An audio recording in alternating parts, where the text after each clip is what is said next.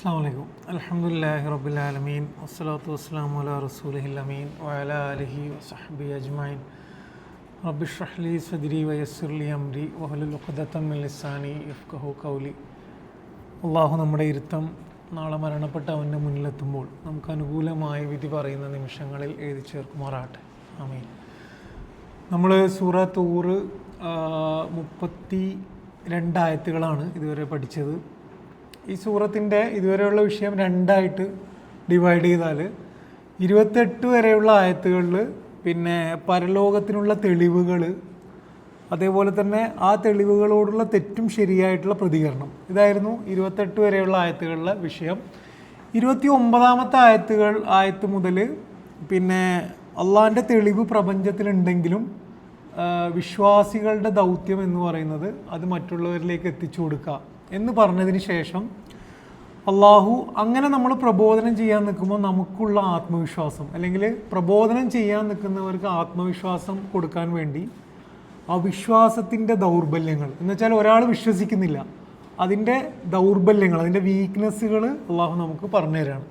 അതിൽ കഴിഞ്ഞ ക്ലാസ്സിൽ നമ്മളെ ഓർമ്മയിലുണ്ടാവും, അള്ളാഹിനെ ദൈവത്തിൽ വിശ്വസിക്കാത്തതിൻ്റെ കാരണം ചിന്തയും യുക്തിയുമല്ല, അത് പിന്നെ മനുഷ്യൻ്റെ മനസ്സിൻ്റെ പ്രശ്നമാണ്, സത്യം ഏറ്റെടുക്കാതിരിക്കാനുള്ള പ്രശ്നമാണ്, അല്ലാതെ ചിന്തയുടെയും യുക്തിയുടെയും പ്രശ്നമല്ല എന്നതാണ് നമ്മൾ പഠിച്ചത്. അതേപോലെ തന്നെ നമ്മൾ ഡീറ്റെയിൽ ആയിട്ട് കഴിഞ്ഞ ക്ലാസ്സിൽ പഠിച്ചത് ഇസ്ലാം ചിന്തക്കും യുക്തിക്കും തെളിവിനൊക്കെ കൊടുക്കുന്ന ഇമ്പോർട്ടൻസിനെ കുറിച്ച് നമ്മൾ കുറേ കൺസെപ്റ്റ് വെച്ചുകൊണ്ട് പഠിച്ചിരുന്നു. ഇന്നത്തെ ക്ലാസ് അതിൻ്റെ തുടർച്ചയാണ്. അള്ളാഹു ഇതേപോലെ തന്നെ വിശ്വസിക്കാത്തവരുടെ ഒരു ദൗർബല്യം അള്ളാഹു നമുക്ക് പറഞ്ഞു തരാണ്. ആയത്തിൻ്റെ വാക്കർത്ഥം പറഞ്ഞിട്ട് അതിൻ്റെ വിശദീകരണത്തിലേക്ക് പോവാം. 33-ാമത്തെ ആയത്ത്, അം യഖൂലൂന തഖവ്വലഹു. അം യഖൂലൂന, അപ്പോൾ അള്ളാഹ് ചോദിക്കുകയാണ്, അം യഖൂലൂന, അവർ പറയുകയാണോ, അതായത് ഈ വിശ്വസിക്കാത്തവർ പറയുകയാണോ, തഖവ്വലഹു. തഖവ്വലഹു എന്ന് പറഞ്ഞാൽ കൗല് എന്ന് പറഞ്ഞാൽ സംസാരിക്കുക. തഖവ്വല എന്ന് പറഞ്ഞു കഴിഞ്ഞാൽ അറബിയിൽ തഫഅല എന്ന് പറഞ്ഞാൽ ഒരു സാധനം ഫോഴ്സ് ചെയ്ത് ചെയ്യുന്നതിനെയാണ് അങ്ങനത്തെ ആ അറബി പ്രയോഗം ഉണ്ടാകുക. അപ്പോൾ തഖവ്വല എന്ന് പറഞ്ഞു കഴിഞ്ഞാൽ ഒരാൾ നിർബന്ധപൂർവം പറയുകയാണോ എന്ന് പറഞ്ഞാൽ പ്രവാചകൻ സല്ലല്ലാഹു അലൈഹി വസല്ലമ എന്തോ പറയേണ്ടതില്ല പക്ഷെ കെട്ടിച്ചമച്ചുകൊണ്ട് ഉണ്ടാക്കി പറയുന്നതാണോ ഈ ഖുർആൻ എന്നതാണ് അള്ളാഹ് ചോദിക്കുന്നത്. അവർ പറയുകയാണോ ഈ പ്രവാചകൻ, നിങ്ങൾക്ക് മുന്നിലുള്ള ഈ ഖുർആൻ എന്ന് പറയുന്നത് പ്രവാചകൻ തന്നെ സ്വയം പിന്നെ ഫാബ്രിക്കേറ്റ് ചെയ്ത് കെട്ടിച്ചമച്ച് നിർബന്ധപൂർവ്വം നിങ്ങൾക്ക് പറയുന്നതാണോ എന്നാണ് അള്ളാഹിൻ്റെ ചോദ്യം. എന്നിട്ട് അള്ളാഹു തന്നെ അതിന് ഉത്തരം പറയാണ്, ബല്ലാ യുഅ്മിനൂൻ. പക്ഷെ സത്യം എന്താണെന്ന് വിചാരിച്ചു കഴിഞ്ഞാൽ അവർക്കിതിൽ വിശ്വസിക്കാൻ പ്രത്യേകിച്ച് താല്പര്യമില്ല, അവർ വിശ്വസിക്കുന്നില്ല എന്നതാണ്. എന്ന് വെച്ചാൽ അവർ ഖുർആനെ കുറിച്ച്, ഖുർആൻ ദൈവികമാണോ അള്ളാഹിൻ്റെ അടുത്താണോ വരുന്നത് എന്നൊക്കെ ചോദിക്കുന്നതിൻ്റെ ബേസ് അവർ ഖുർആൻ പരിശോധിച്ചത് കൊണ്ടോ അതിൻ്റെ ആയത്തുകളുടെ മർമ്മം നോക്കിയത് കൊണ്ടോ ഒന്നുമല്ല, ബേസിക്കലി ഇതിൽ വിശ്വസിക്കാൻ താല്പര്യമില്ല എന്നതാണ് അള്ളാഹു അതിന് പറയുന്ന മറുപടി. എന്നിട്ട് അള്ളാഹു ഒരു വെല്ലുവിളി ഉയർത്തുകയാണ്. 34-ാമത്തെ ആയത്തിൽ, ഫൽ യഅ്തു ബി ഹദീസിൻ, നിങ്ങൾ എന്ത് ചെയ്യുക, ഒരു ഇതുപോലെയുള്ളൊരു ഹദീസ് എന്ന് പറഞ്ഞാൽ വാർത്ത, പുതിയ വാർത്ത എന്നൊക്കെയാണ്, ഇതുപോലെയുള്ള ഒരു വർത്തമാനം, ഖുർആൻ പോലെയുള്ള ഒരു വർത്തമാനം എന്ത് ചെയ്യുക, അവർ കൊണ്ടുവരട്ടെ, മിസ്ലിഹി, ഇതുപോലെയുള്ള, ഇൻകാനു സ്വാദിഖീൻ, അവർ പറയുന്നതിൽ എന്തെങ്കിലും സത്യസന്ധത അവർക്കുണ്ടെങ്കിൽ ഖുർആൻ പോലത്തെ ഒരു ഗ്രന്ഥം, കുറച്ച് വർത്തമാനം, കുറച്ച് ആയത്തുകൾ അവർ കൊണ്ടുവരട്ടെ എന്നുള്ളത്. അപ്പോൾ നമുക്കറിയാം ഇത് അള്ളാഹു പിന്നെ ഈ അവിശ്വാസത്തിൻ്റെ ദൗർബല്യമായിട്ട് പറയുന്ന ഒരു കാരണമാണ്. എന്ന് വെച്ചാൽ അള്ളാഹു പറയുന്നത് ഇസ്ലാമിൻ്റെ ഒരു ബേസാണ് ഖുർആൻ. ഇപ്പോൾ ഖുർആൻ ഒരാൾക്ക് വിമർശിക്കുന്നതുകൊണ്ട് കുഴപ്പമൊന്നുമില്ല, ഖുർആൻ വിമർശിക്കാം, എന്ത് വേണമെങ്കിൽ ചെയ്യാം, കാരണം ഒരാൾക്ക് വിശ്വസിക്കാതിരിക്കാനുള്ള പിന്നെ സ്വാതന്ത്ര്യം അള്ളാഹു തന്നെ കൊടുത്തിട്ടുണ്ട്. പക്ഷെ അള്ളാഹിൻ്റെ പിന്നെ വിമർശനം എന്താണെന്ന് വെച്ച് കഴിഞ്ഞാൽ ഇതിൻ്റെ കണ്ടൻറ്റ് അനലൈസ് ചെയ്യാതെ, ഇതിൽ പറയുന്ന വിഷയങ്ങളുടെ കണ്ടൻറ്റ് അനലൈസ് ചെയ്യാതെ ഇത് ദൈവത്തിൽ നിന്നല്ല എന്ന് പറയുന്നവരെയാണ് അള്ളാഹു വിമർശിക്കുന്നത്. എന്നിട്ട് അള്ളാഹ് പറയാണ്, നിങ്ങൾക്ക് അങ്ങനെയാണ് നിങ്ങളുടെ വാദമെങ്കിൽ ഇതേപോലെ ഒന്ന് നിങ്ങൾ എന്ത് ചെയ്യുക, നിങ്ങൾ ഉണ്ടാക്കാമെന്ന് ശ്രമിച്ചു നോക്ക്, എന്നാൽ പിന്നെ പ്രശ്നം കഴിഞ്ഞല്ലോ. അപ്പോൾ ഇതാണ് ഇതിലെ ഈ ആയത്തുകളുടെ വിഷയം. ഏറ്റവും പ്രധാനപ്പെട്ട വിഷയം ഖുർആനിൻ്റെ അമാനുഷികതയാണ്. ഖുർആൻ്റെ അമാനുഷികത എന്ന് പറഞ്ഞാൽ ഖുർആൻ തന്നെ പറയുന്നത്, ഇത് ഒരു സ്ഥലത്തല്ല 2-3 സ്ഥലത്ത് പറയുന്നത്, ഖുർആൻ ഒരിക്കലും ഒരു മനുഷ്യന് എഴുതി ഉണ്ടാക്കാൻ കഴിയില്ല എന്നുള്ളത് ഖുർആൻ മുന്നോട്ട് വെക്കുന്ന ഒരു ക്ലെയിമാണ്.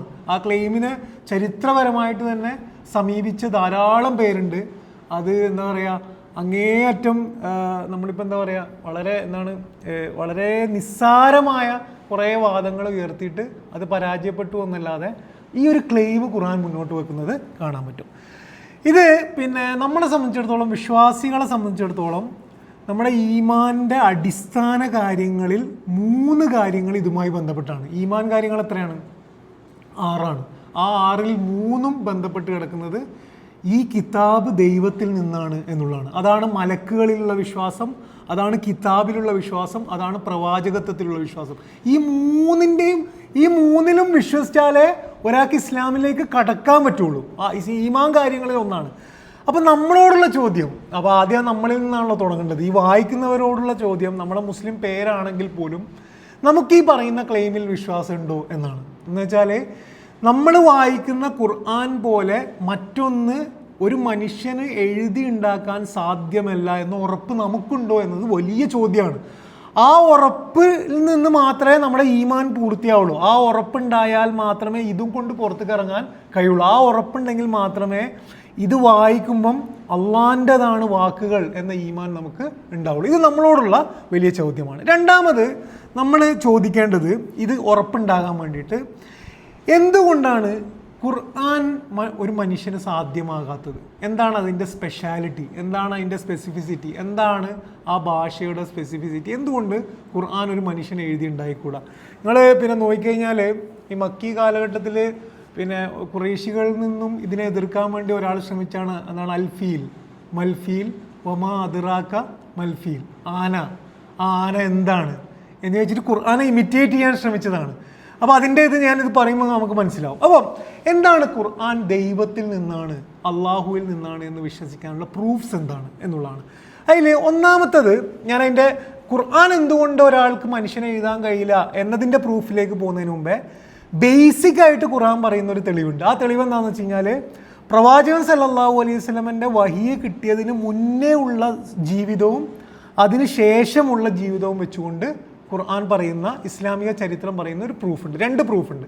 അതിൽ ഒന്നാമത്തെ പ്രൂഫ് വഹിയന് മുന്നേ ഉള്ള പ്രവാചകന്റെ വ്യക്തിത്വമാണ്. വ്യക്തിത്വം എന്ന് വെച്ചാൽ 40 വയസ്സ് വരെ ഒരു മനുഷ്യൻ ആ സമൂഹത്തിലെ എല്ലാവരും അംഗീകരിച്ച ഒരു സത്യസന്ധനാണ്. ആ സത്യസന്ധത ഉള്ള ഒരാൾ 40ാമത്തെ വയസ്സിൽ പെട്ടെന്ന് നിരന്തരമായി 23 വർഷം കള്ളത്തരം പറഞ്ഞുകൊണ്ടിരിക്കുക എന്നുള്ളതാണ് ആ ക്ലെയിമിൻ്റെ ഒരു പ്രശ്നം. അത് ഖുർആൻ പറയുന്നുണ്ട്. സൂറ യൂനുസിൽ 16ാമത്തെ ആയത്തിൽ ഫഖദ് ലബിസ്തു ഫീക്കും ഉമറൻ മിൻ ഖബ്ലിഹി അഫലാ തഅഖിലൂൻ. പ്രവാചകൻ സല്ലല്ലാഹു അലൈഹി വസല്ലം അവരോട് ചോദിക്കുന്നുണ്ട്, ഞാൻ നിങ്ങളുടെ ഇടയിൽ എത്ര വർഷമായിട്ട് ജീവിക്കുന്ന ആളാണ്? ആ പ്രവാചകൻ ചോദിക്കുകയാണ്, ഞാൻ ഇപ്പോൾ 40 വർഷമായില്ല നിങ്ങളെ കൂടെ ഉണ്ടായിട്ട്, നിങ്ങൾക്ക് ചിന്തിച്ചൂടെ ഞാനിങ്ങനെ കൊണ്ടുവരില്ല എന്നുള്ളതാണ് ഒന്നാമത്തെ ക്ലെയിം. രണ്ടാമത്, പ്രവാചകൻ സല്ലല്ലാഹു അലൈഹി വസല്ലമിൻ്റെ വഹി കിട്ടിയതിന് ശേഷമുള്ള ജീവിതമാണ് രണ്ടാമത്തെ തെളിവ്. ആ ജീവിതം പ്രൂവ് ചെയ്യുന്നത് എന്താണെന്ന് വെച്ച് കഴിഞ്ഞാൽ, ഇങ്ങനൊരു വലിയ കള്ളത്തരം പറഞ്ഞതുകൊണ്ട് പ്രവാചകന് ജീവിതത്തിൽ സംഭവിച്ചിട്ടുള്ളത് ഫുൾ നഷ്ടമാണ്. എന്ന് വെച്ച് കഴിഞ്ഞാൽ, അതുവരെ നല്ല കുടുംബത്തിൽ റെസ്പെക്റ്റഡ് ആയിട്ടുള്ള, നടക്കുമ്പോൾ ആൾക്കാർക്ക് ആ കുടുംബത്തെക്കുറിച്ചും ആ മനുഷ്യനെ കുറിച്ചൊക്കെ റെസ്പെക്റ്റ് ഉണ്ടായിരുന്ന ആളെ കുട്ടികൾ കല്ലെറിഞ്ഞ് ബോയ്ക്കോട്ട് ചെയ്ത് ഒരു നാട്ടിൽ നിന്ന് പുറത്താക്കിയിട്ട് നഷ്ടങ്ങളല്ലാതെ പ്രവാചകൻ സല്ലല്ലാഹു അലൈഹി വസല്ലം നമുക്ക് ഭൗതികമായിട്ട് കിട്ടിയില്ല. അപ്പോൾ ഒരാൾ ഒരു കള്ളത്തരം, ഇത്രയും വലിയ കള്ളത്തരം കൊണ്ടുവരുന്നതിന് പേഴ്സണലി എന്തെങ്കിലും എന്ത് വേണം, ഒരു ബെനിഫിറ്റ് ഉണ്ടാവണം. അത് പ്രവാചകൻ സല്ലല്ലാഹു അലൈഹി വസല്ലം ഉണ്ടായിട്ടില്ല എന്നുള്ളത് പിന്നെ ഹിസ്റ്റോറിക്കലി പ്രൂവ്ഡ് ആണ്. അതിലെന്തില്ല, അങ്ങനെ ഒരു, അതെല്ലാവരും പ്രൂവ് ചെയ്യുന്ന സാധനമാണ്. പിന്നെ ഈ തോമസ് കാർലൈൽ എന്ന് പറഞ്ഞിട്ട്, പിന്നെ നമുക്കറിയാം തോമസ് കാർലൈലിനെ. അദ്ദേഹത്തിൻ്റെ ഗ്രന്ഥത്തിൽ പറയുന്നുണ്ട്, തനിക്കിനി ആസ്വദിക്കാൻ കഴിയാത്ത കാര്യങ്ങൾ നേടാൻ വേണ്ടി തൻ്റെ എല്ലാ മുൻകാല വ്യക്തിത്വവും ചരിത്രവും അദ്ദേഹം ഇല്ലാതാക്കി എന്ന തത്വം വിശ്വസിക്കാൻ എനിക്ക് സാധ്യമല്ല എന്നാണ്. എന്ന് വെച്ച് കഴിഞ്ഞാൽ, അതുവരെ ഉണ്ടായിരുന്ന എല്ലാ കംഫർട്ടും എല്ലാം ഒരാൾ കളയാൻ വേണ്ടിയിട്ട് ഒരാൾ കള്ളത്തരം പറഞ്ഞു എന്ന തത്വം വിശ്വസിക്കാൻ എനിക്ക് താല്പര്യമില്ലെന്ന്. ഇതാണ് രണ്ടാമത്തെ പ്രൂഫ്. മൂന്നാമത്തത്, ഇനിയാണ് മനുഷ്യൻ എന്തുകൊണ്ട് സാധ്യമല്ല എന്നതിലേക്ക് ഞാൻ വരുന്നത്. മൂന്നാമത്തത്, ഖുർആനിൻ്റെ ഭാഷയും കമ്പയർ ചെയ്യാൻ കഴിയുന്ന 2 സോഴ്സുകളുണ്ട്. അതിലൊന്ന് അവിടെ നിലനിന്നിരുന്ന ഭാഷയാണ്. അപ്പം പിന്നെ അറബിക് കവിതകൾ വായിച്ചു കഴിഞ്ഞാൽ, ക്ലാസിക്കൽ അറബിക് കവിതകൾ, ലിറ്ററേച്ചർ വായിച്ചു കഴിഞ്ഞാൽ ആ ഭാഷ നമുക്ക് കിട്ടും. രണ്ടാമത് പ്രവാചകൻ സല്ലല്ലാഹു അലൈഹി വസല്ലമയുടെ ഒരു വൊക്കാബുലറി ഉണ്ട്, പ്രവാചകൻ്റെ ഒരു സാധാരണ സംസാരിക്കുന്ന ഭാഷ, അത് നമുക്ക് ഹദീസിൽ കാണാൻ പറ്റും. ഹദീസിൽ പ്രവാചകൻ സംസാരിച്ചതാണ്. ഇത് രണ്ടും അല്ലാത്തൊരു ഭാഷയാണ് എന്ത്? ഖുർആൻ്റെത്. എന്ന് വെച്ചാൽ പ്രവാചകനാണ് എഴുതിയിരുന്നെങ്കിൽ പ്രവാചകൻ്റെ ഭാഷയുടെ ഒരു ഇൻഫ്ലുവൻസ് എന്ത് ചെയ്യും?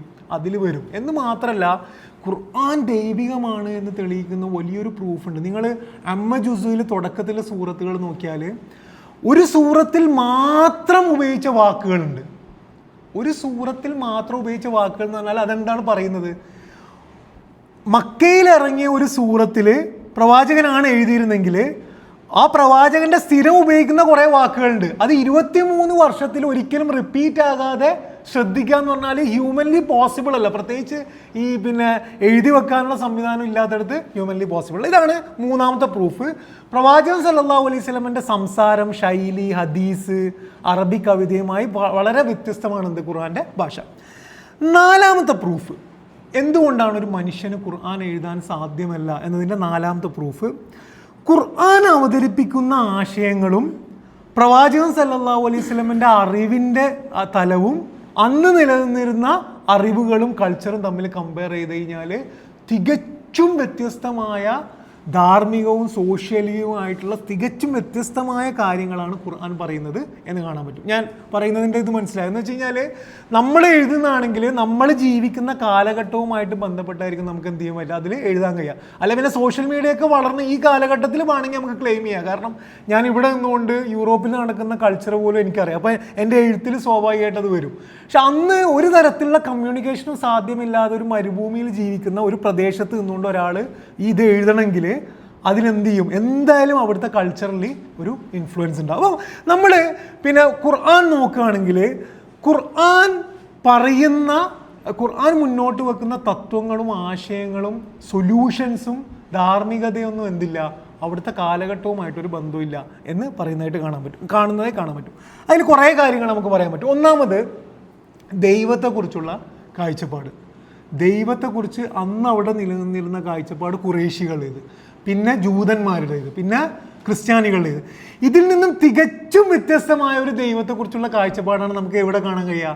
ഖുർആനിൽ കാണാൻ പറ്റും. അതിൽ ഏകദൈവത്വം എന്ന് പറയുന്ന മാത്രമല്ല, വലം യകുല്ലഹു കുഫുവൻ അഹദ്, അള്ളാഹു ഏകനാണ് എന്ന് പറയുക മാത്രമല്ല, ക്ലിയർ കട്ടായിട്ട് ഒരു തരത്തിലും ഒരു ക്ലാരിറ്റി കുറവില്ലാത്തവണ്ണം ഒരു മനുഷ്യനും ദൈവവുമായിട്ട് ഒരു ബന്ധവുമില്ല, ഒരു സൃഷ്ടിക്കും സൃഷ്ടാവുമായിട്ട് ഒരു ബന്ധവുമില്ല എന്ന ക്ലാരിറ്റിയിൽ പറഞ്ഞു വെക്കുന്നത് ആ കാലഘട്ടത്തിൽ നിലനിൽക്കാത്ത ഒരു മതചിന്തയാണ്. അത് ഖുർആനിലുണ്ട് എന്നത് എന്തിൻ്റെ തെളിവാണ്? ഖുർആൻ ആ പ്രദേശത്ത് നിന്ന് ഒരാൾ എഴുതിയതല്ല, ദൈവത്തിൽ നിന്നാണ് എന്നുള്ളതാണ്.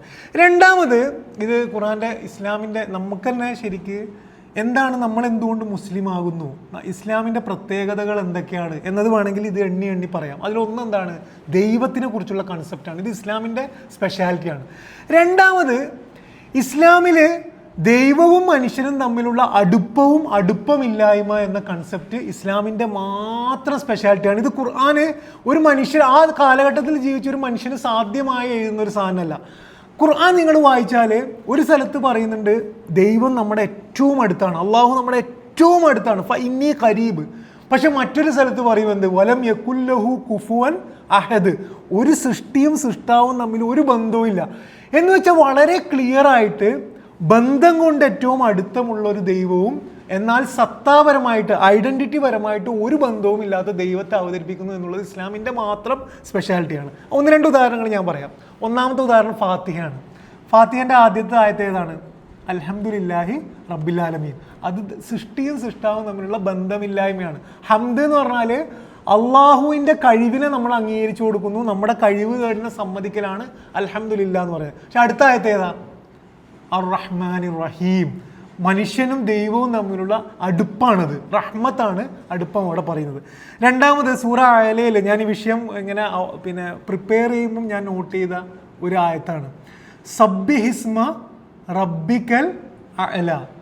അതിൽ ഒരു വാക്ക് അള്ളാഹു നമ്മളും തമ്മിലുള്ള അടുപ്പമാണ്. അതേതാണ്? റബ്ബിക്ക, നിന്റെ റബ്ബ് എന്നാണെങ്കിൽ. രണ്ട് വാക്ക് അള്ളാഹു നമ്മളും തമ്മിലുള്ള ദൂരാണ്. അത് സബ്ബിഹ്. സബ്ബിഹ് എന്ന് പറഞ്ഞാൽ അള്ളാഹു ആണ് പെർഫെക്റ്റ്, നമുക്ക് പെർഫെക്ഷൻ കുറവാണ് സുബ്ഹാനല്ലാഹ് എന്ന് പറയുന്നത്. പിന്നെന്താ അഅല, ഉയരത്തിലുള്ള ദൈവം എന്നുള്ളത്. അപ്പോൾ ഇത് ഇസ്ലാമിൻ്റെ മാത്രം പ്രത്യേകതയാണ്. അതുകൊണ്ട് തന്നെ ഇതെന്തല്ല, ഒരു മനുഷ്യൻ എഴുതിയതല്ല എന്നതിൻ്റെ പ്രൂഫാണ്. മൂന്നാമത് ഖുർആൻ്റെ പ്രത്യേകത, ഖുർആൻ ഒരാൾക്ക് എഴുതി ഉണ്ടാക്കാൻ കഴിയില്ല എന്നുള്ള പ്രത്യേകത, ജീവിതത്തിൻ്റെ എല്ലാ മേഖലയും ടച്ച് ചെയ്ത് മനസ്സ്, വൈകാരികത, കല്യാണം, ലൈംഗികത, യുദ്ധം, കരാറ്, സംസാരം, നോട്ടം, ചിന്ത, യുക്തി, എല്ലാത്തിനെയും ടച്ച് ചെയ്തുകൊണ്ട് ഒരു ആദർശം അവതരിപ്പിക്കുന്നു എന്നുള്ളത് ഖുർആൻ്റെ മാത്രം പ്രത്യേകതയാണ്. നാലാമത്, ഇത് ഖുർആൻ ശരിക്കും നമുക്ക് ഇഷ്ടമുണ്ടാക്കുന്ന ഒരു ഫാക്റ്റാണ് ഖുർആൻ്റെത്. ഖുർആൻ പച്ചപ്പ് നിറഞ്ഞ ഗ്രന്ഥമാണ്. ആ കാലഘട്ടത്തിൽ ഒരാൾക്ക് എഴുതിയാൽ വരാൻ കഴിയാത്തത്ര പ്രപഞ്ചം ഖുർആനിൽ നിലനിൽക്കുന്നുണ്ട്. പ്രപഞ്ചവും മനുഷ്യൻ്റെ ജീവിതത്തിനെയും ബന്ധപ്പെടുത്തി പറയുന്നു എന്നുള്ളത് ഖുർആൻ്റെ ഏറ്റവും വലിയ പ്രത്യേകതയാണ്. അതിലൊരു ഉദാഹരണം നമുക്ക് പെട്ടെന്ന് മനസ്സിലാക്കാൻ വേണ്ടിയിട്ടൊരു ഉദാഹരണം, സൂറ ളുഹ. സൂറ ളുഹ എപ്പോൾ ഇറങ്ങിയതാണ്? പ്രവാചകൻ സല്ലല്ലാഹു അലൈഹി വസല്ലം ഏറ്റവും ബുദ്ധിമുട്ടിച്ച് കഷ്ടപ്പെട്ട് എന്ന് വെച്ചാൽ വിഷമിച്ചിരിക്കുന്ന സമയത്ത് അള്ളാഹു പറയാണ് വല്ലുഹ, നല്ല ചൂടുള്ള പകൽ, വല്ലൈലി ഇദാ സജ, നല്ല സമാധാനമുള്ള രാത്രി, മാ വദ്ദഅക റബ്ബുക വമാ കല, എനിക്ക് നിന്നോട് ഒരു വിഷമവും ഇല്ല, ഒരു പ്രശ്നവും ഇല്ല. ഒരു വിഷമവും ഇല്ല, ഒരു പ്രശ്നവും ഇല്ല എന്ന് പറയാൻ വേണ്ടിയിട്ട് പ്രവാചകൻ സല്ലല്ലാഹു അലൈഹി വസല്ലമയുടെ ജീവിതം പഠിപ്പിക്കുന്നത് എങ്ങനെയാണ്? ഇന്ന് ചൂടുള്ള പകലാണെങ്കിൽ നാളെ എന്താണ്? സമാധാനമുള്ള രാത്രിയാണ്. ഇതിങ്ങനെ മാറിക്കൊണ്ടേയിരിക്കും എന്നത് ഖുർആൻ്റെ മാത്രം സവിശേഷതയാണ് എന്നുള്ളതാണ്. അഞ്ചാമത്, ഖുർആൻ വ്യത്യസ്തമായി അവതരിപ്പിക്കുന്ന ഒരു കാര്യം അറിവിനെ കുറിച്ചുള്ള കാഴ്ചപ്പാടാണ്.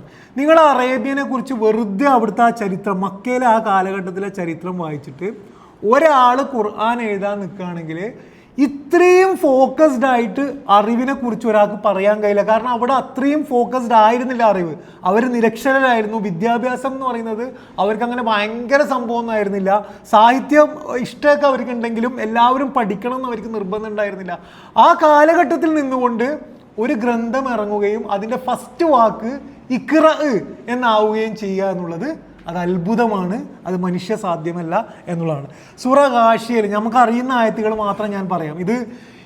ഈ വിഷയം നമ്മളുടെ ഉള്ളിലിറങ്ങി നമുക്ക് ഉറപ്പുണ്ടാകേണ്ട കാര്യമാണ്. നമുക്ക് മക്കളോട് പറഞ്ഞു കൊടുക്കാൻ കഴിയേണ്ട, നമ്മൾ ഖുർആൻ അള്ളാൻ്റെതാണ് എന്ന് ഉറപ്പാണ്ട്. സൂറ ഗാശിയയിൽ നിങ്ങൾ നോക്കുക, പിന്നെ ഫീ ജന്നത്തിൻ ആലിയ ലാ തസ്മഉ ഫീഹ ലാഗിയ ഫീഹ ഗൈനുൻ ജാരിയ. ഇത് പിന്നെ അഭൗതികമായ, ഒരാൾക്ക് വേണമെങ്കിൽ എനിക്ക് വിശ്വസിക്കണം നിർബന്ധമില്ല എന്ന് പറയാൻ കഴിയുന്ന അത്ര ഗൈബായിട്ടുള്ള കാര്യങ്ങളാണ്. ഇത് ഖുർആൻ്റെ ഒരു വിഷയമാണ്. ആഖിറത്തിനെ കുറിച്ച് വളരെ വൈകാരികമായിട്ട് പറയാം. തൊട്ടുടനെയുള്ള ആയത്ത് എന്താണ്? അഫലാ യൻദുറൂന ഇലൽ ഇബിലി കൈഫ ഖുലിഖത്. ശാസ്ത്രം, ചിന്ത, അതിനെക്കുറിച്ചാണ് പറയുന്നത്. എന്ന് വെച്ചാൽ ഒരേ സമയം വൈകാരികമായിട്ടും ഇമോഷണലായിട്ടും ഗൈബായിട്ടും അഭൗതികമായിട്ടും സംസാരിക്കുന്ന ഗ്രന്ഥം അതേ സമയം തന്നെ യുക്തി, ചിന്ത, ശാസ്ത്രമൊക്കെ ചേർത്ത് വെക്കുന്നു എന്നുള്ളത് ഖുർആൻ്റെ മാത്രം സ്പെഷ്യാലിറ്റിയാണ് എന്ന് കാണാൻ പറ്റും. ഏഴാമത്, ഖുർആൻ്റെ ഏറ്റവും നമുക്ക് ഇഷ്ടപ്പെട്ടു പോകുന്ന ഇസ്ലാമിൻ്റെ ഏറ്റവും വലിയ പ്രത്യേകത, അത് ആത്മീയതയും ജീവിതത്തിനെയും ചേർത്ത് പറയുന്നു എന്നുള്ള. ചില മതങ്ങളിൽ നമ്മൾ നോക്കിക്കഴിഞ്ഞാൽ ആത്മീയത എന്ന് പറഞ്ഞിട്ട് ഇങ്ങനെ കല്യാണം കഴിക്കാതെ അങ്ങനെ പോകുന്നതാണ് ഭയങ്കര സംഭവം, വിശ്വാസി. ചില മതങ്ങളിൽ നോക്കിക്കഴിഞ്ഞാൽ എത്ര ആത്മീയത കുറഞ്ഞാലും ജീവിതത്തിൽ എങ്ങനെ വേണം നടന്നാലും അവൻ മതകരമാണ്. ഇസ്ലാമിൽ നോക്കുക, രണ്ടും വളരെ പെർഫെക്റ്റ് മിക്സാണ്. അതിൻ്റെ ഏറ്റവും നല്ല ഉദാഹരണം നമുക്കറിയാവുന്ന സൂറത്ത് സൂറ മാഊനാണ്. വൈലുള്ളിൽ മുസല്ലീൻ എന്ന് പറയുന്ന നമസ്കാരക്കാരൻ്റെ പ്രശ്നം, നമസ്കാരത്തിൻ്റെ പ്രശ്നം പറയുന്നിടത്ത് അള്ളാഹ് പറയുന്നത് എന്താണ്? അറൈതല്ലദീ യുകദ്ദിബു ബിദ്ദീൻ ഫദാലിക്കല്ലദീ യദ്ഉൽ യതീം. യതീമിനെ ആട്ടി അകറ്റുന്നതും നമസ്കാരത്തിനെയും ചേർത്ത് പറയുന്നു എന്നുള്ളത്. ഇത് ഒരു സ്ഥലത്ത് മാത്രമല്ല, കുറേ സ്ഥലത്ത് നമുക്ക് കാണാൻ പറ്റും. സൂറ ഷംസിൽ നിങ്ങൾ നോക്കുക, വനഫ്സിൻ വമാ സവ്വാഹ, നഫ്സിനെ കുറിച്ച് പറയുകയാണ്. ആത്മാവ് എന്ന് പറഞ്ഞാൽ മതത്തിൻ്റെ ഏറ്റവും ആത്മീയമായിട്ടുള്ളൊരു വിഷയമാണ്. അതിൻ്റെ തൊട്ടടുത്തുള്ള സൂറത്ത് ആയത്ത് ഏതാണ്? കദ്ദബത് സമൂദു ബി തഖ്വാഹ. ഒരു മൊത്തം സമൂഹം, ഒരു സോഷ്യൽ പൊളിറ്റിക്കൽ പ്രശ്നം പറയാണ്, ഒരു മൊത്തം സമൂഹം കളവാക്കിയതിനെ കുറിച്ചാണ് പറയുന്നത്. ഇതിനെ മിക്സ് ചെയ്തിട്ട് ഖുർആൻ്റെ ഒരു മാത്രം സ്പെഷ്യാലിറ്റി ആയിട്ട് നമുക്ക് കാണാൻ കഴിയുന്നത് ആത്മീയതയും ജീവിതത്തിനെയും മിക്സ് ചെയ്തിട്ട് സുന്ദരമായിട്ട് പറയുന്നു എന്നുള്ളതാണ്. പിന്നെ ഒമ്പതാമത്, ഇത് ഖുർആൻ്റെ മാത്രം സ്പെഷ്യാലിറ്റി ആയിട്ട് ഞാൻ മനസ്സിലാക്കുന്നത് എന്ന് വെച്ചാൽ ഉള്ളതും ഇല്ലാത്തതും പരീക്ഷണമാണ്. എന്ന് പറയുന്നു. എന്ന് വെച്ചാൽ വളരെ പെർഫെക്റ്റ് ആയിട്ട് പറയുന്നു. ഉള്ളതും ഇല്ലാത്തതും ഒക്കെ പടച്ചവൻ്റെ നമ്മുടെ ജീവിതത്തിൽ നമുക്ക് വരുന്ന എല്ലാം പരീക്ഷണമാണ് എന്ന് പറയുന്ന തത്വം ഇത്രയും സുന്ദരമായിട്ട് പറയുന്ന ഒരു ഗ്രന്ഥം വേറെ കാണാൻ കഴിയില്ല. അത് ഖുർആനിൽ നമുക്ക് പല സ്ഥലങ്ങളിലായിട്ട് കാണാൻ കഴിയുന്ന ഒന്നാണ് എന്ന് കാണാൻ പറ്റും.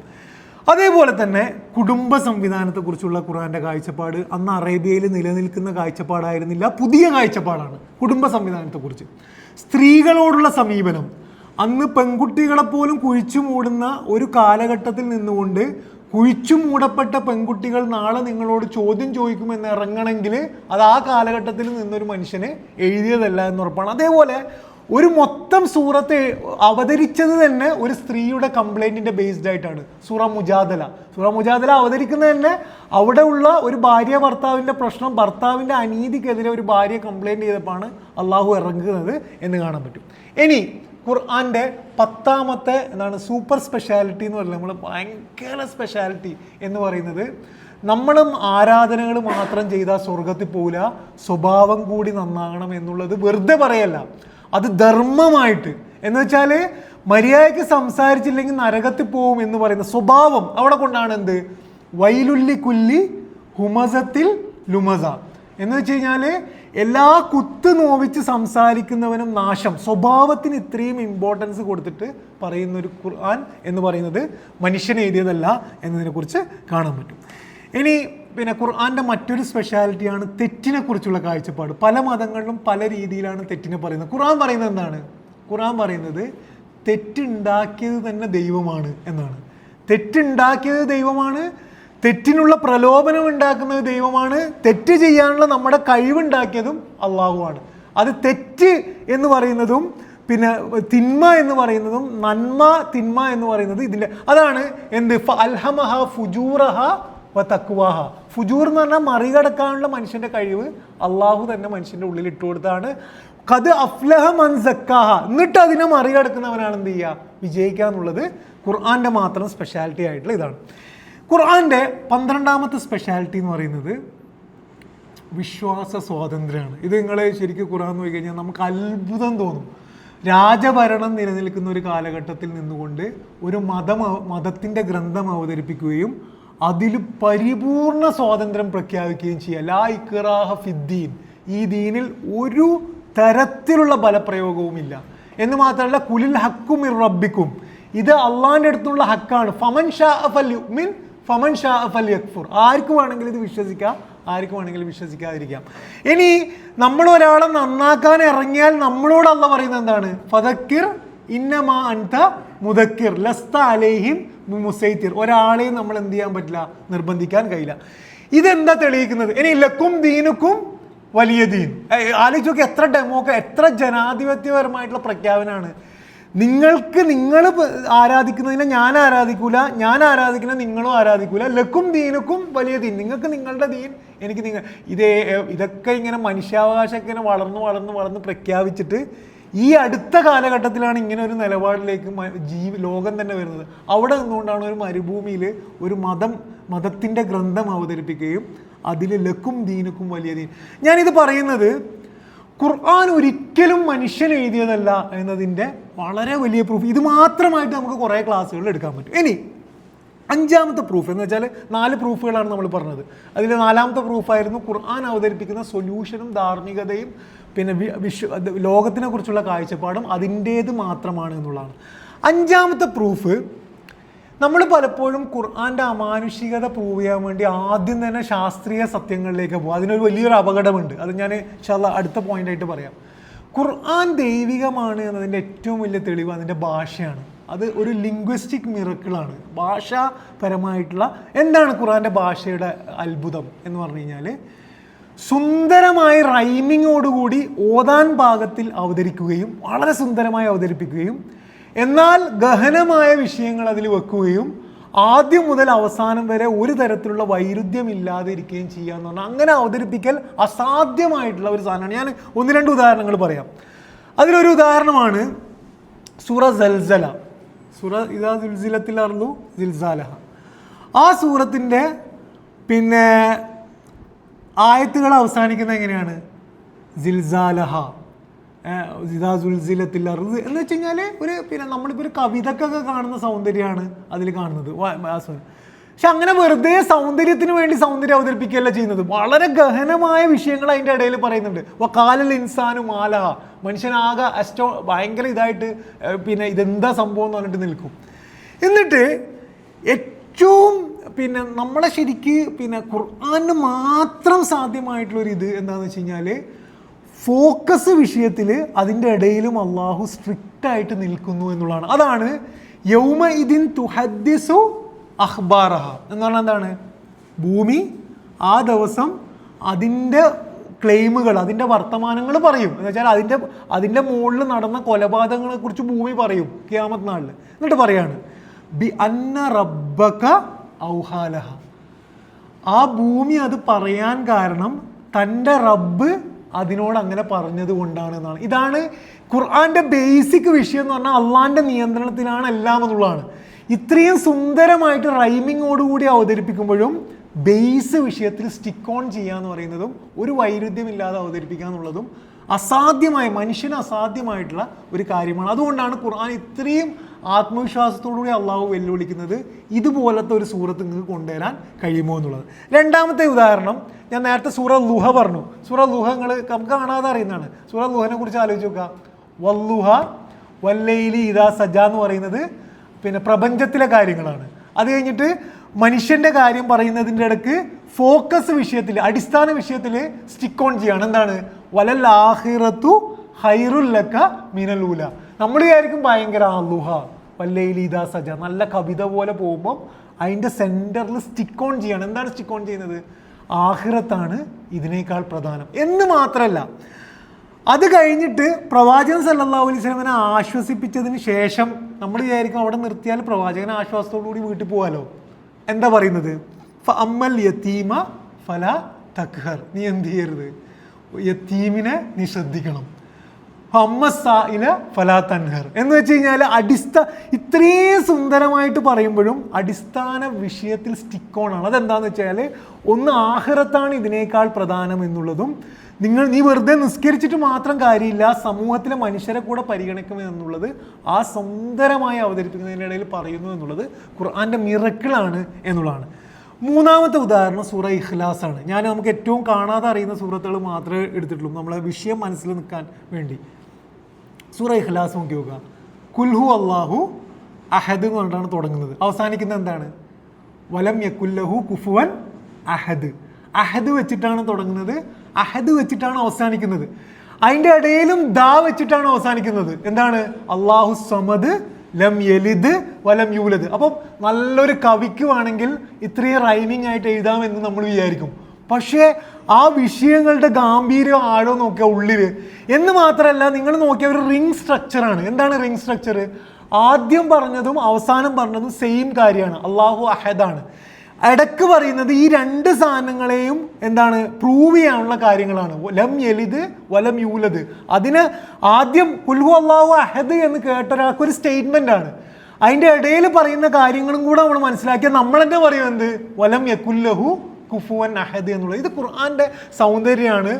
ഇതിനെ നമുക്ക് എന്ത് ചെയ്യാൻ കഴിയില്ല, അതിനെ ഇമിറ്റേറ്റ് ചെയ്യാൻ കഴിയില്ല എന്ന് പറയാൻ വേണ്ടിയിട്ടാണ് ഞാനത് പറഞ്ഞത് എന്നുള്ളതാണ്. ഇനി പിന്നെ ഇതേപോലെ തന്നെ ഖുർആന്റെ ഭാഷയുടെ സൗന്ദര്യം, വാക്കുകൾ ഇത്രയും സുന്ദരമായിട്ട് ഉപയോഗിക്കുന്ന ഒരു ഗ്രന്ഥം വെച്ചാൽ ഓരോ വാക്കും സൂക്ഷ്മതയോട് ഉപയോഗിക്കുന്ന ഗ്രന്ഥം എന്നുള്ളത് പിന്നെ ഖുർആന്റെ വലിയ ഒരു പ്രത്യേകതയാണ്. നമുക്കറിയാവുന്ന ഒരായത്ത് സൂറ അലക്കിലെ ലാസ്റ്റ് ആയത്ത്. എന്താണ് ആയത്ത്? കല്ലാ ലാ തുതിഉഹു വസ്ജുദ് വഖ്തരിബ്. കല്ലാ ലാ തുതിഉഹു വസ്ജുദ് വഖ്തരിബ്. 3 വാക്കുകളുള്ളൂ. അവരെ നീ അനുസരിക്കരുത്, എനിക്ക് സുജൂദ് ചെയ്യണം. അപ്പം അവരെ നീ അനുസരിക്കുന്നത് എന്നുള്ളതും എനിക്ക് സുജൂദ് ചെയ്യണം, എന്നോട് അടുക്കണം എന്ന് പറയുന്നത് 3 വാക്കുകളിൽ ആ മൊത്തം ആശയം അല്ലാഹ് എന്ത് ചെയ്യാണ് അവിടെ വെക്കുകയാണ് ചെയ്യുന്നത് എന്ന് കാണാൻ പറ്റും. സൂറ ഹദീദിൽ ഇതേപോലെ തന്നെ പിന്നെ ഞാൻ ചില എക്സാമ്പിൾ മാത്രം പറയാണ്. സൂറ ഹദീദിൽ അള്ളാഹ്ക്ക് മനുഷ്യനോട് പറയേണ്ടത് നീ എന്ത് ചെയ്യുക, ആൾക്കാരെ സഹായിക്കാൻ വേണ്ടി ചെലവഴിക്കണം എന്നാണ് പറയേണ്ടത് സൂറ ഹദീദിൽ. ആ പറയുന്നതിൻ്റെ ആ വാക്കുകളുടെ ഒരു പെർഫെക്ഷൻ നോക്കിക്കോ. ആമിനു ബില്ലാഹി വ റസൂലിഹി, നിങ്ങൾ എന്ത് ചെയ്യുക, അള്ളാഹുലും റസൂലിലും വിശ്വസിക്കുക. വ അൻഫിക്കു, നിങ്ങൾ എന്ത് ചെയ്യുക, അൻഫിക്കു എന്ന് പറഞ്ഞാൽ ചെലവഴിക്കുക. മിമ്മ ജഅലക്കും മുസ്തഖ്ലഫീന ഫീഹ്, എന്തിൽ നിന്നാണ് ചെലവഴിക്കേണ്ടത്? നിങ്ങളെ ഖലീഫ ആക്കിയതിൽ നിന്നാണ് ചെലവഴിക്കേണ്ടത്. വളരെ കൃത്യമാണ്. എന്ന് വെച്ചാൽ നിങ്ങൾ ചെലവഴിച്ചോ എന്ന് പറഞ്ഞിട്ട് പിന്നെ എപ്പോഴെങ്കിലും പറഞ്ഞാൽ മതിയായിരുന്നു. അവിടെ പെർഫെക്റ്റ് ആണ്. എന്താണ് ചെലവഴിക്കേണ്ടത്? നമ്മളെ പൈസയല്ല, അള്ളാഹു താൽക്കാലികമായി നമ്മളെ ഏൽപ്പിച്ചത് എന്ന വാക്ക് അവിടെ പെർഫെക്റ്റ് ഫിറ്റ് ചെയ്യുന്നതോടുകൂടി മൊത്തം ഇസ്ലാമിൻ്റെ ആശയങ്ങൾ, ഒരു വേൾഡ് വ്യൂ, അതിൻ്റെ ബേസിക് ഐഡിയോളജി എന്ത് ചെയ്യുന്നുണ്ട്? 2 വാക്കുകളിൽ അള്ളാഹു സുന്ദരമായിട്ട് പറയുന്നു എന്ന് കാണാൻ പറ്റും. അതേപോലെ തന്നെ നമ്മൾ കഴിഞ്ഞ ക്ലാസ്സിൽ പഠിച്ച ഒരു ഇതുണ്ട്, ഖുർആനിൽ ചിന്തക്കും അറിവിനും വേണ്ടിയിട്ട് ധാരാളം വാക്കുകൾ ഉപയോഗിക്കുന്നു. നമ്മൾ പഠിച്ചിരുന്നു എന്തൊക്കെയാണ്? ഹിക്മത്ത്, പിന്നെ അതേപോലെ തന്നെ എന്താണ് പിന്നെ എന്താണ് അക്കലൂൻ, അക്കല്, അങ്ങനെ കുറേ പറഞ്ഞിരുന്നു. 9ഓളം വാക്കുകൾ നമ്മൾ പഠിച്ചിരുന്നു. പക്ഷെ അതിൽ 2 വാക്കുകളെ ബേസ് ചെയ്തിട്ട് മാത്രമേ അള്ളാഹിൻ്റെ പേരുള്ളൂ. ഏതൊക്കെയാണത്? ഹക്കീമും ഹലീമും. ഹക്കീമും ഹലീമും. നിങ്ങൾ ആലോചിച്ച് എത്ര ഒരു മനുഷ്യനെ എഴുതുമ്പോൾ ഈ മിസ്റ്റേക്കൊക്കെ സംഭവിക്കും. മറ്റു വാക്കുകളുടെയൊക്കെ എന്താണ് അതിൻ്റെ സ്പെഷ്യൽ എന്ന് പറഞ്ഞാൽ മറ്റു വാക്കുകളൊക്കെ അറിവ് നേടുന്നതുമായി ബന്ധപ്പെട്ട വാക്കുകളാണ്. നിങ്ങൾ ചിന്തിക്കുക, നിങ്ങൾ അതിനെ കാണുക, നിങ്ങൾ അതിനെ ഒന്നുകൂടി സൂക്ഷ്മമായി നോക്കുക, ഇതൊക്കെ അറിവ് നേടാനുള്ള പിന്നെ കഴിവുകളാണ്. അതിനെ അള്ളാഹുമായിട്ട് ബന്ധപ്പെടുത്തേണ്ട കാര്യമൊക്കെ പെടുത്തരുത്. കാരണം എന്താണ്? അള്ളാഹ്ക്ക് അറിവ് നേടേണ്ട ആവശ്യമില്ല. അള്ളാഹിൻ്റെ 2 ക്യാരക്ടർ അവിടെ ഉപയോഗിക്കുന്നുള്ളൂ. ഒന്ന് വിവേകം, വിസ്ഡമാണ്. 2 എന്താണ്? ഹലീമാണ്. വളരെ പിന്നെ ഓപ്പണായിട്ട് മനുഷ്യനെ പരിഗണിക്കുന്നവൻ എന്ന 2 ക്യാരക്ടർ മാത്രമേ അവിടെ പരിഗണിക്കുന്നു എന്നുള്ളത് ഖുർആൻ്റെ വേർഡ്സ് ഉപയോഗിക്കുന്ന സൂക്ഷ്മതയാണ്. അവസാനത്തെ വിഷയം ഇതുകൂടെ പറഞ്ഞിട്ട് ഞാൻ അവസാനിപ്പിക്കാം. ഖുർആനിൽ സയൻറ്റിഫിക് ഫാക്ട്സിനെ കുറിച്ചുള്ള വിഷയമാണ് ഇത്. പിന്നെ നിങ്ങൾ ഖുർആനെ അള്ളാൻ്റെതാണ് എന്ന് പ്രൂവ് ചെയ്യാനുള്ള ബുക്കുകളൊക്കെ നോക്കിയാൽ 90% ഫോക്കസ് ചെയ്യുന്നത് അതിലെ സയൻറ്റിഫിക് ഫാക്ട്സിനാണ്. നമുക്കും ഈ പ്രശ്നമുണ്ട്. ഇതിൻ്റെ പ്രശ്നം എന്താണെന്ന് വെച്ച് കഴിഞ്ഞാൽ നമ്മൾ ക്ലെയിം ചെയ്യും എന്ത്? ഇനി കണ്ടുപിടിക്കാൻ പോകുന്നതും കണ്ടുപിടിച്ചതുമായ എല്ലാ ശാസ്ത്രീയ സത്യങ്ങളും 1400 വർഷങ്ങൾക്ക് മുന്നേ നമ്മുടെ ഗ്രന്ഥത്തിലുണ്ട് എന്ന് നമ്മൾ ഖുർആൻ പോലും ക്ലെയിം ചെയ്യാത്തൊരു സാധനം എന്ത് ചെയ്യും? ക്ലെയിം ചെയ്തിട്ട് വെറുതെ ആവശ്യമില്ലാത്തൊരു ക്ലെയിമാണ്. ഖുർആൻ സയൻറ്റിഫിക് ഫാക്ട്സ് പറയുന്ന ബുക്കേ അല്ല. ഖുർആൻ്റെ വിഷയം അതല്ല. അതേസമയം ഖുർആൻ പറയുന്നതൊന്നും സയൻറ്റിഫിക്കലി റോങ് ആവില്ല. അതാണ് വിഷയം. ഖുർആൻ കുറേ കാര്യങ്ങൾ പറയുന്നുണ്ട്. അതിനൊരു റീസൺ ഉണ്ട്. അതെന്തിനാണ്? ജീവിതം പഠിപ്പിക്കാൻ വേണ്ടിയിട്ടാണ്. ആ സാധനം ലോകാവസാനം വരെ എത്ര നമ്മൾ അന്വേഷിച്ചാലും സയൻറ്റിഫിക്കലി എന്താവില്ല? റോങ് ആവില്ല. അതാണ് നമ്മൾ ഉണ്ടാകേണ്ട ക്ലെയിം. അതേസമയം സയൻറ്റിഫിക്കലി ക്ലിയർ ആയിട്ട് പ്രൂവ് ചെയ്ത കുറേ ഫാക്ട്സ് ഖുർആനിലുണ്ട്. ഇപ്പം ഈ സമയത്ത് സയൻറ്റിഫിക്കലി പ്രൂവ് ആയിട്ടുള്ള കുറേ ഫാക്ട്സ് ഉണ്ട്. അത് തന്നെ കുറേ പറയാനുണ്ടാവും. ഞാൻ 1-2 ഉദാഹരണങ്ങൾ മാത്രം പറയാം. ഇതിലൊരു അമേസിങ് ഫാക്ടർ ഉണ്ട്. എന്ന് വെച്ച് കഴിഞ്ഞാൽ പിന്നെ നമ്മൾ അത്ഭുതപ്പെടുന്ന ഒരു ഫാക്ടർ ഉണ്ട്. അത് ദൈവികമാണെന്ന് പ്രൂവ് ചെയ്യുന്ന ഫാക്ടർ. അതെന്താണെന്ന് വെച്ച് കഴിഞ്ഞാൽ ആ കാലഘട്ടത്തിൽ കുറേ സയൻറ്റിഫിക് ഫാക്ട്സ് ഉണ്ടായിരുന്നു. എന്ന് വെച്ചാൽ ഖുർആൻ ഇറങ്ങുന്ന 700s ആണ്, AD 700s ആണ്. ആ സമയത്ത് കുറേ സയൻറ്റിഫിക് ഫാക്ട്സ് ആണ്. അതൊക്കെ ഇപ്പോൾ എന്ത് ചെയ്തിട്ടുണ്ട്? മാറിയിട്ടുണ്ട്. ഖുർആൻ അവതരിപ്പിക്കുമ്പം കുറേ പ്രപഞ്ചത്തിലെ കാര്യങ്ങൾ ഖുർആൻ എടുത്ത് ഉപയോഗിക്കുന്നുമുണ്ട്. പക്ഷേ ആ കാലഘട്ടത്തിലെ ഒരു തെറ്റായ സയൻറ്റിഫിക് ഫാക്ട്സും എന്തില്ല? ഖുർആനിൽ ഇല്ല എന്നുള്ളത് അമേസിങ് ആയിട്ടുള്ള ഒരു സാധനമാണ്. ഒരാൾ കടലിനെ കുറിച്ച് പറയാണ്, അല്ലെങ്കിൽ ആകാശത്തിനെ കുറിച്ച് പറയുമ്പോൾ അന്നേരം ഉള്ള സാധനങ്ങൾ എടുത്ത് ഉപയോഗിക്കുമല്ലോ, അത് അവിടെ ഉപയോഗിച്ചിട്ടില്ല എന്നുള്ളത് ഖുർആൻ ദൈവികമാണ്. അപ്പോൾ 1-2 ഉദാഹരണങ്ങൾ പറഞ്ഞിട്ട് ഞാൻ പിന്നെ അവസാനിപ്പിക്കുക. ബാക്കി നിങ്ങളുടെ ഒരു അന്വേഷണത്തിന് വിടുകയാണ്. പിന്നെ അള്ളാനെ പ്രൂവ് ചെയ്യുന്നതിൻ്റെ ഭാഗമായി സൂറ ഖിയാമയിൽ അള്ളാഹ് പറയുന്നുണ്ട്, ബലാ ഖാദിരീന അലാ അൻ നുസവ്വിയ ബനാന. വിരൽ തുമ്പുകൾ പോലും പിന്നെ എന്താണ് ഉണ്ടാക്കിയവൻ, സന്തുലിതപ്പെടുത്തിയവനാണ് അള്ളാഹു എന്ന് പറയുന്നുണ്ട്. അതെന്തിനാണ് അവിടെ പറയുന്നത്? വിരൽ തുമ്പുകൾ ക്രിമിനോളജിയിലൊക്കെ ഉപയോഗിക്കുന്നത് എന്ന് വെച്ചാൽ വിരൽ തുമ്പുകൾ ഒരു പ്രൂഫായിട്ട് ഉപയോഗിക്കുന്നതിൻ്റെ കാരണം എന്താണ്? വിരൽ തുമ്പുകൾ ഓരോരോ മനുഷ്യൻ്റെയും വ്യത്യസ്തമാണ് എന്നതാണ്. അതിനെ അത്ഭുതമായി പറയുന്നു എന്നുള്ളത് ഒരു സയൻറ്റിഫിക് ഫാക്റ്റാണ് എന്നുള്ളത് അതിൻ്റെ ഒരു ഇതാണ്. രണ്ടാമത്, ഇത് ഇപ്പോഴത്തെ പിന്നെ സയൻറ്റിഫിക് സ്റ്റഡീസിലൊക്കെ പ്രൂവൺ ആയിട്ടുള്ളൊരു കാര്യമാണ്. നമ്മൾ യൂണിവേഴ്സ് ഇങ്ങനെ എക്സ്പാൻഡ് ചെയ്തുകൊണ്ടേ ഇരിക്കുന്നതാണ് എന്നുള്ളത് പ്രൂവണാണ്. പിന്നെ ഇതുവരെ പ്രൂവണാണ്. വസ്സമാ ബനൈനാഹ ബി ഐദിൻ വ ഇന്നാ ലമൂസിഊൻ എന്ന് ഖുർആൻ ഉപയോഗിക്കുന്നുണ്ട്. മൂസിഊൻ എന്ന് പറഞ്ഞാൽ അതിനെ നിരന്തരം വികസിപ്പിച്ചു കൊണ്ടേയിരിക്കുന്നവൻ എന്ന് ഉപയോഗിക്കുന്നതായിട്ട് രണ്ടാമത്തെ ഫാക്ട്. മൂന്നാമത് നമുക്ക് എപ്പോഴും അറിയാവുന്ന മറ്റേ നമ്മളെ പിന്നെ എന്താണ് ഒരു ശാസ്ത്രജ്ഞൻ ഇതിലേക്കായ മോറിസ് ബുക്കായ അല്ലേ, അദ്ദേഹം പിന്നെ ഇസ്ലാമിലേക്ക് വരുന്നതിൻ്റെ കുറേ കാരണങ്ങളിൽ ഒന്നായിട്ട് പറയുന്ന എംബ്രിയോളജി എന്ന് വെച്ചാൽ ഗർഭപാത്രത്തിനുള്ള വളർച്ച, അത് പിന്നെ സുമ്മ ഖലഖ്നൻ നുത്ഫത അലഖതൻ ഫഖലഖ്നൽ അലഖത മുദ്ഗതൻ എന്ന് പറയുന്നതിനെ നമുക്ക് എന്ത് ചെയ്യാൻ പറ്റും? ആ കാലഘട്ടത്തിൽ പ്രവാചകന്റെ അറിവും അവിടെ നിലനിന്നിരുന്ന സയൻസൊക്കെ വെച്ചുകൊണ്ട് ഒരാൾക്ക് എഴുതാൻ കഴിയില്ല എന്ന് ക്ലിയർ ആയിട്ട് പറയാൻ കഴിയുന്ന കാര്യമാണ്. അതുപോലെ എന്നെ വല്ലാതെ അത്ഭുതപ്പെടുത്തിയ സൂറ റഹ്മാൻ പഠിക്കുമ്പം അത്ഭുതപ്പെടുത്തിയ ഒരായത്താണ് എന്താണ് മറജൽ ബഹ്റൈനി യൽതഖിയാൻ എന്ന് പറയുന്നുണ്ടല്ലോ. മറജൽ ബഹ്റൈനി യൽതഖിയാൻ ബൈനഹുമാ ബർസഖുൻ ലാ യബ്ഗിയാൻ. രണ്ട് കടലുകൾ, ഫ്രഷ് വാട്ടറും സോൾട്ട് വാട്ടറും, രണ്ട് കടലുകളെ അള്ളാഹു അവിടെ ഇസ്ലാമിൻ്റെ കോർ വിഷയവും ചേർത്ത് വെക്കുന്നുണ്ട്. കടല് പോകുന്നു എന്നല്ല പറയുന്നത്, ഞാൻ എന്ത് ചെയ്തിരിക്കുന്നു, അതിനെ സ്വതന്ത്രമായി വിട്ടിരിക്കുന്നു. ബൈനഹുമാ ബർസഖുൻ, അതിൻ്റെ ഇടയിൽ എന്തുണ്ട്? ഒരു ബർസഖ് ഉണ്ട്. അപ്പം നിങ്ങൾ പിന്നെ ഇതിന് ഈ എന്താണ് എസ്റ്റുറി, അഴിമുഖം എന്ന് പറയും. അഴിമുഖം എന്ന് പറഞ്ഞു കഴിഞ്ഞാൽ അവിടെ നമുക്ക് കാണാൻ പറ്റും ഫ്രഷ് വാട്ടറും സോൾട്ട് വാട്ടറും എന്ത് ചെയ്യില്ല, മിക്സ് ആവില്ല. ശരിക്കും ബാരിയർ അല്ല, ഇങ്ങനെയാണ് ഉണ്ടാവുക, ഇങ്ങനെയാണ്. അപ്പം അത് ഖുർആൻ പറയുന്നു എന്നുള്ളത്. പക്ഷെ ഖുർആൻ പറയുന്നത് ഈ വിഷയം പറയുന്നത് സയൻസ് പഠിപ്പിക്കാനല്ല. ഇത് പറയുന്നതിനൊരു കാരണമുണ്ട്. എന്താണ്? മറജൽ ബഹ്റൈനി യൽതഖിയാൻ, നമ്മളന്ന് പഠിച്ചാണ്. കടലുകളെ അള്ളാഹു എന്ത് ചെയ്യുന്നു? രണ്ട് കടലുകളെ അള്ളാഹു സ്വതന്ത്രമായി വിടുന്നു. ബൈനഹുമാ ബർസഖുൻ ലാ യബ്ഗിയാൻ. എത്ര സ്വാതന്ത്ര്യം കൊടുത്താലും കൊടുത്ത ആ ലിമിറ്റിൽ മാത്രമേ എന്ത് ചെയ്യുള്ളൂ, കടൽ നിൽക്കുള്ളൂ എന്നുള്ളത് നമ്മളെ കൂടെ പഠിപ്പിക്കുകയാണ്. എന്ത്?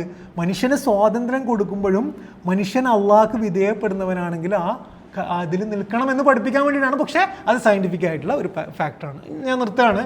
ഞാനിത് ഈ വിഷയം നിർത്തിക്കൊണ്ട് എനിക്ക് പറയാനുള്ളത്, ഒരു വിശ്വാസി എന്ന നിലക്ക് ഈമാൻ കാര്യങ്ങളിൽ നമുക്ക് നിർബന്ധമായും ഉറപ്പാകേണ്ടുന്ന ഒരു ഫാക്ടറാണ് എന്ത്?